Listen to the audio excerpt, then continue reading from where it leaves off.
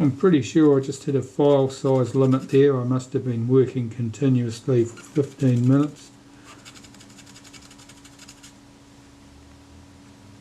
And I'm just doing these shutter blades, and I've got 2 of the 5 done. I'll do the others and then we can get this shutter assembled. Right, with that lot lubricated with some graphite powder, I'm going to unhook that, swing that into the blade's open position and start putting these blades back in place. Now the first blade has an extra hole in it. The only purpose of that extra hole is to tell you that that's the first blade. It serves no other useful purpose. Let's get these blades in position. This one starts right here. Now, why they have that first blade marked like that is one of life's mysteries.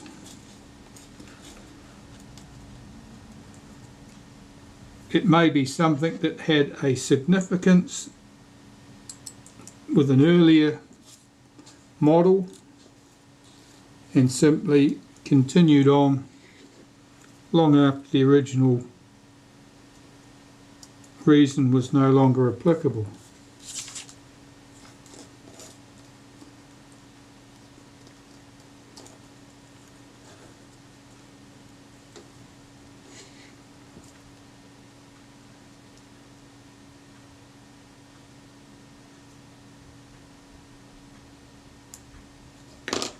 Okay, so those blades are all in place, and I can put the case over the top now. There are 3 fixing screws. They're not symmetrical, so I'm just getting this round so I can see where these will go, and I know they're going to go there. Right, so I'll get the 3 case screws in place.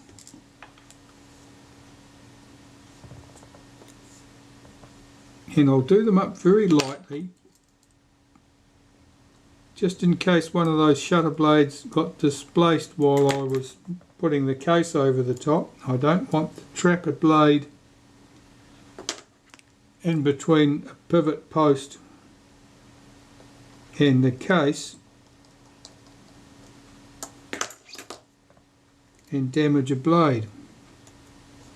So I'll get these 3 screws in very lightly indeed.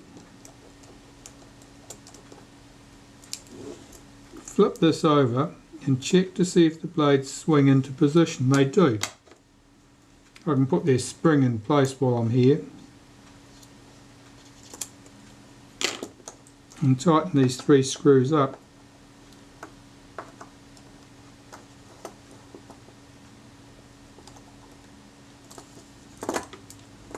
So the blades should be snappy in their action. That seems pretty good to me.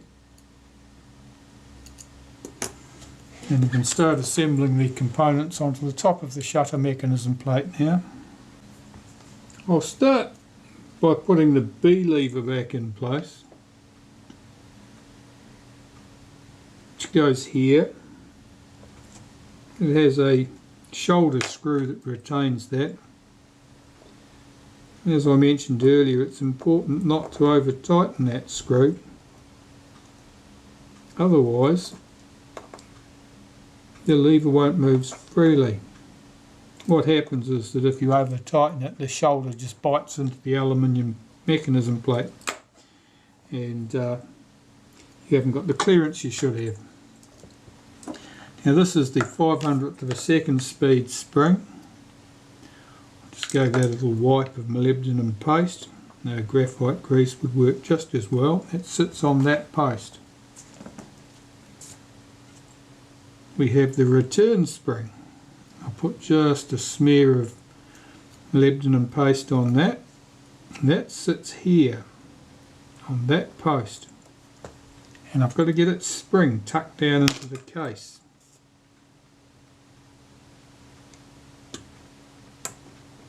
There's a groove in the case that spring seats into, like that.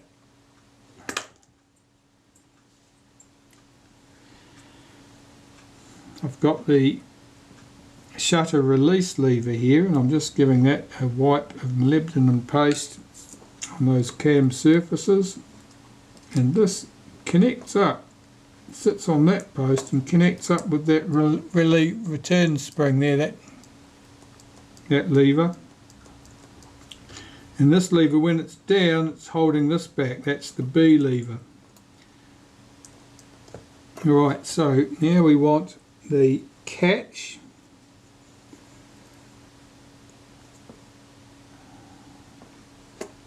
Which sits here. Now this has got a post on the back of it, drops into that hole in the plate. Now that hole in the plate is right on the edge of a recess. So that post does not want to go in there smoothly usually.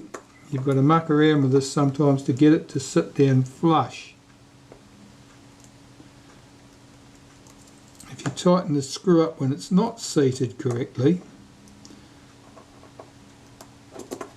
you'll end up in grief. The lever just won't move smoothly. Now that's not seated correctly there.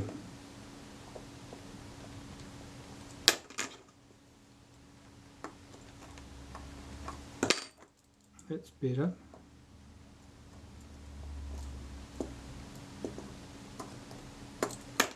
And the spring on this hooks behind that B lever there.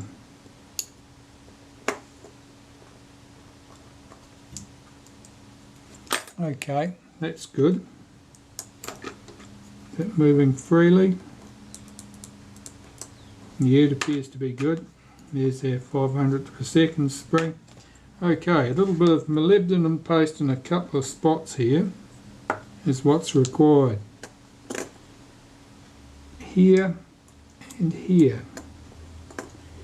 Here, that's the lever that drops the pallets into play, and this lever here is where the blade actuating ring, the main lever, runs against it. Now, has our spring dropped off the B lever? It has. Something wrong. Oh, hang on, let's just see. No, it's alright. Just imagining things there. Right, so the main lever, let's get this in. So I'm running some molybdenum paste around the outside surface of that and the inside surface on the head of the bird paw, and on that spring never hurts. We'll swing this into position.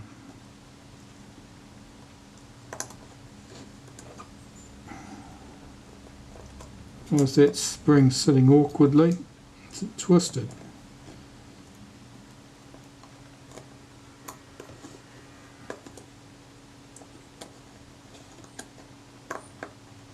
B lever out from underneath it, hold back that tag, swing that arm back out of the way, pull that back up out of the way, the B lever's catching it again, swing that back out of the way. It's one of these tasks you only need about 3 or 4 hands. Now you can hook that spring over its post.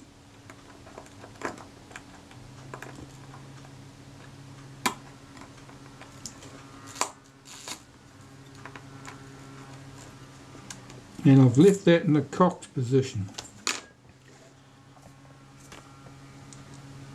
I'm going to fit the speed settings cam plate over the top. I'm just running some molybdenum paste around those surfaces. And if I get this in place, get that B lever out from underneath, which is doubtless under there trying to get trapped. It was. Let's see if it fires. Okay, so in the B setting, got 1 second. Sounds credible. The 10th of a second should be about here.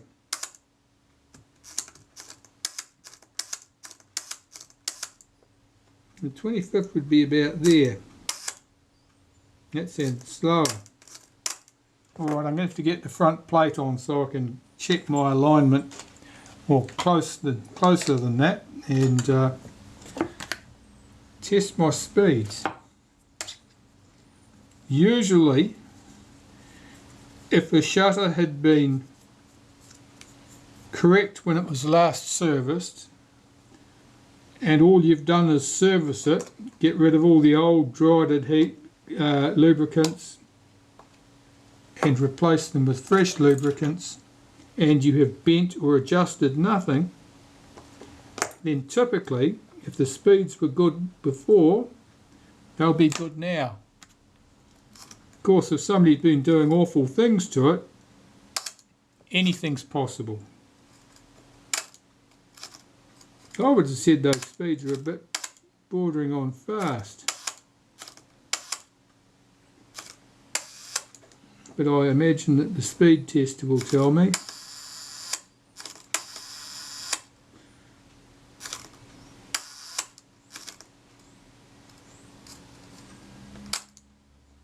Oh yeah, I think they're fast. Okay, I might have to adjust speeds even though I don't like doing it. Well, the speeds check is okay. They're not all bang on the money or anything, but they are certainly within normal tolerance. So I'm just cleaning these lenses now with some glass cleaner, and get them back on the shutter.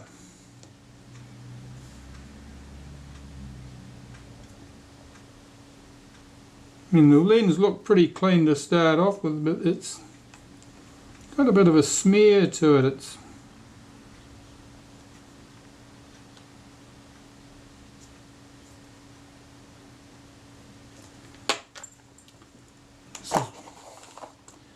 Just clean that inside surface once more. The lenses generally look very good.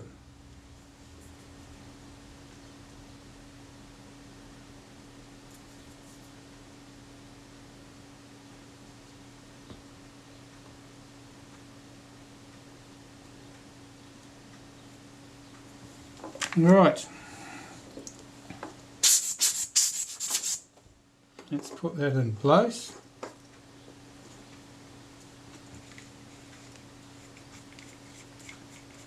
As I said, this should be finger tight. That looks good. And the rear group, I'll give the same treatment to that.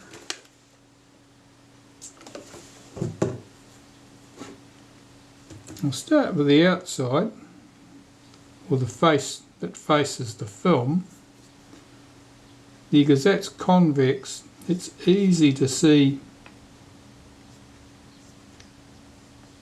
how clean you've got it. Concave surfaces are harder to judge, but of course you can look through from the other side, so that if you have the outside surface, the convex surface nice and clean, then you can look through that to the other surface to see how clean you got it.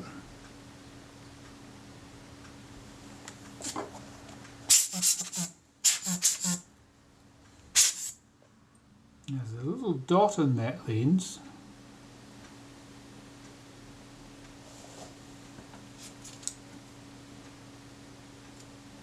Oh, it's just something on the surface, just a bit of dust. With some lenses you get bubbles in the glass. That was something that was quite common with optical glass in the early part of last century, and to the extent that it was thought of almost as the hallmark of proper optical glass, that it might have a bubble in it or two. Of course it wasn't. They didn't cause much problem, if any, but they're probably undesirable. Who wants to see bubbles in their lens? So they worked their way around that, got it fixed up, and presumably improved formulations of optical glass. Right, so here I've got these shims, and I'm going to have to clean these.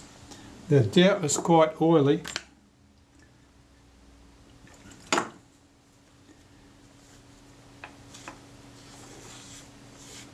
There's quite a stack of them, so it's likely that the alignment pin that lines the shutter up on the camera body may not even reach the mount, so I have to watch that.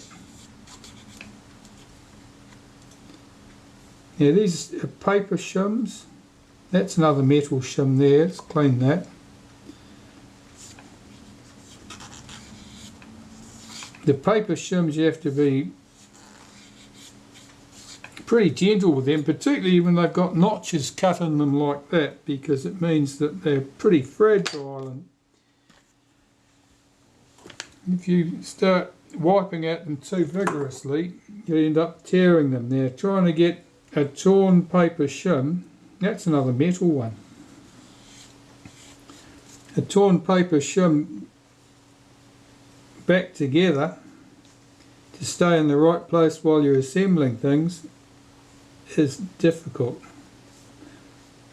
These are very fine shims, these ones. These paper shims are very fine.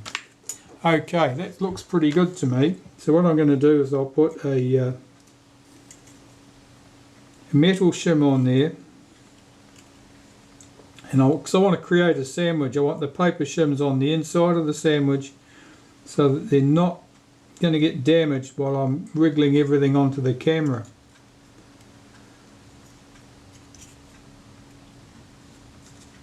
And this is the thickest of the metal shims. We'll use that on the outside. Okay, I can see that that pin does stick up, so it should line up with that notch in the body without too much trouble.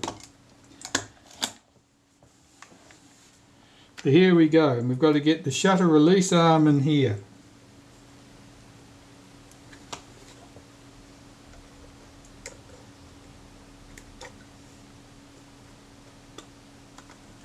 Okay, the shutter's positioned, and I can feel that that pin's engaged. So now I'll hold this from the front and fit my retaining ring from the back.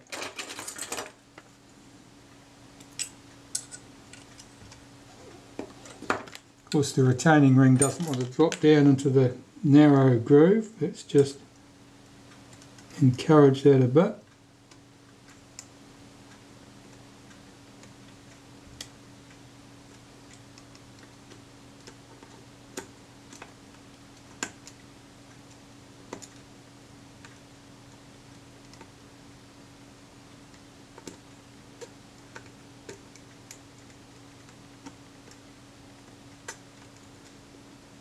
Oh yeah, that is reluctant. Okay, now I'll try my lens spanner and see if that'll engage.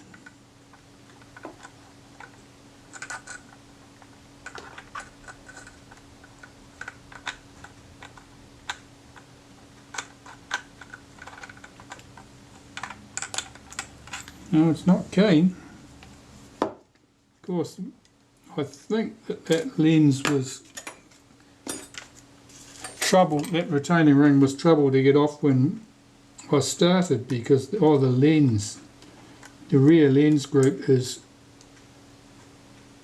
the outside diameter is very tight in the tool.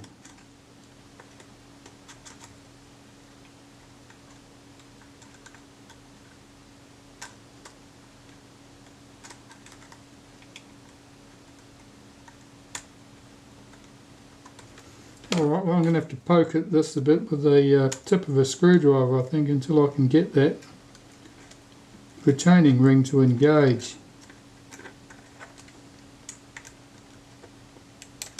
It's just not seated properly in the mount.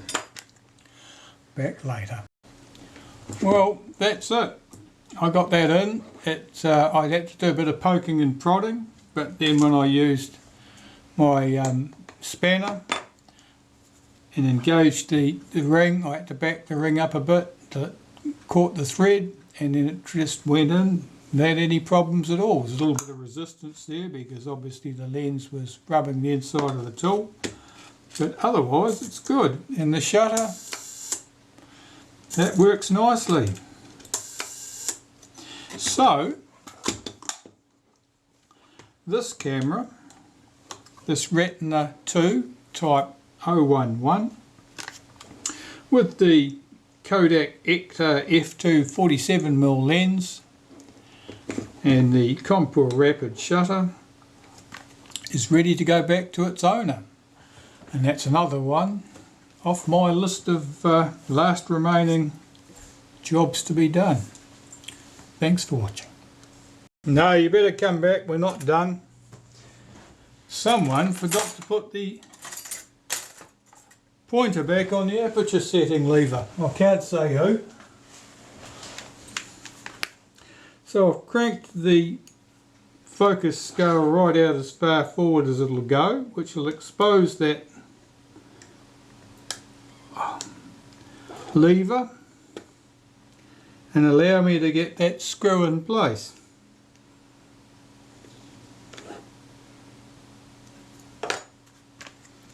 Which is fortunate because I didn't want to have to take the shutter off the camera again to deal with it.